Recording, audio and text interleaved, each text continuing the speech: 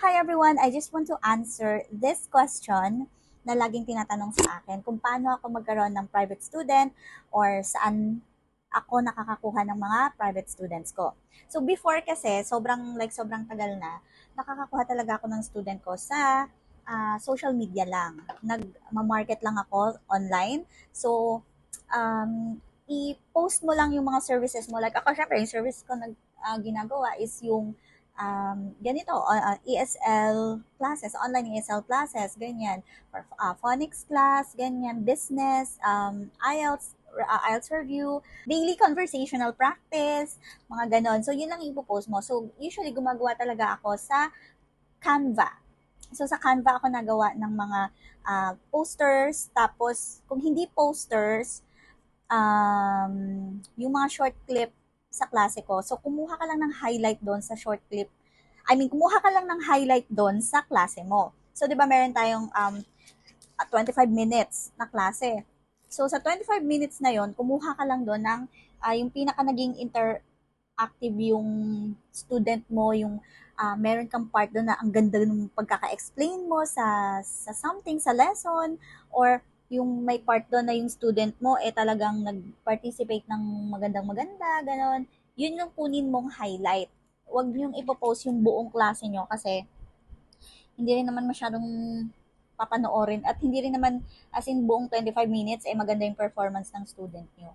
Kuha lang kayo doon ng part na yung ang ganda ng performance ng student nyo at yung performance mo din as a teacher.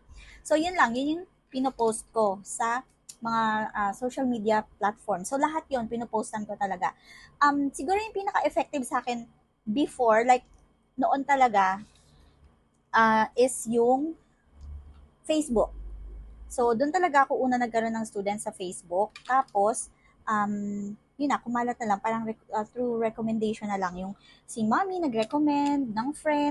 Isa pa, pwede din kayong mag-boost. Ano tawag doon? Boost ba tawag doon? Or parang ads, mag-paid ads. Siguro, hindi naman kailangan na malaki. Well, since this is business na kasi itong pa-private, kailangan mo mamuhunan. So, through that, namumuhunan ako, nagbo-boost ako dati sa Facebook ng siguro mga worth 200 pesos, ganyan. Tapos, may mga nakukuha talaga akong leads, may mga inquiries talaga. Siguro for this week, hindi muna sila mag-e-enroll. At least, na-contact ka na nila. Yun yung kagandahan doon. Kasi, meron na kayong conversation, nakapag-inquire na sila sa inyo. So, meron ka ng leads. Meron na rin silang mga details na nalaman tungkol sa service mo. So, yun. Isa yun sa ginagawa ko. Nabasa ko din talaga na napaka-effective ng mga hashtags. Ano ba yung hashtags? Alam niyo yung parang yung number sign? Hashtag whatever.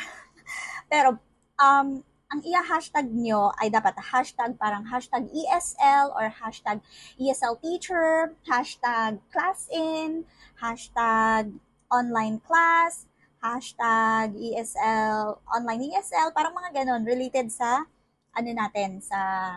sa field ng service natin. Wait lang ha. Kasi magkaklase ako maya-maya, kaya nag-aayos na ako. So, para masagot ko lang yan habang nag-aayos ako. Okay. So, ayun. Tapos, ang ganda na ng eyes ko. So, ayun. Tapos, doon ko talaga sa Facebook unang nakuha yung student ko. Tapos, after nun, na-discover ko yung mga Xiaohongshu or yung Red Book. Kasi nag-try ako maging active doon. Actually, marami ako nakuha doon. Kaso lang, doon kasi parang nagkalat yung mga 8 RMB na teachers. Kaya, medyo nahirapan ako makakuha talaga ng student doon. Kasi kino-compare nila na kapag ka, Filipino teacher ka, sabi nung mga Chinese parents, dapat 8, sabi nila parang 8 lang daw yung nila, 8 or up to siguro, max na yung mga 10 or 20. But for me, hindi kasi yun yung naging starting ko. Ba't ako bababa kung nag-start ako ng mataas? 'Di ba? So, never ako nag-accept ng ganong rate. Okay lang naman siguro sa iba. Bahala kayo, depende sa inyo yan. Depende sa trip nyo yan. Hindi ko siya trip, so, pass. Okay? So, yun lang. Dun ko nakuha yung private students ko sa social media. So, that's it.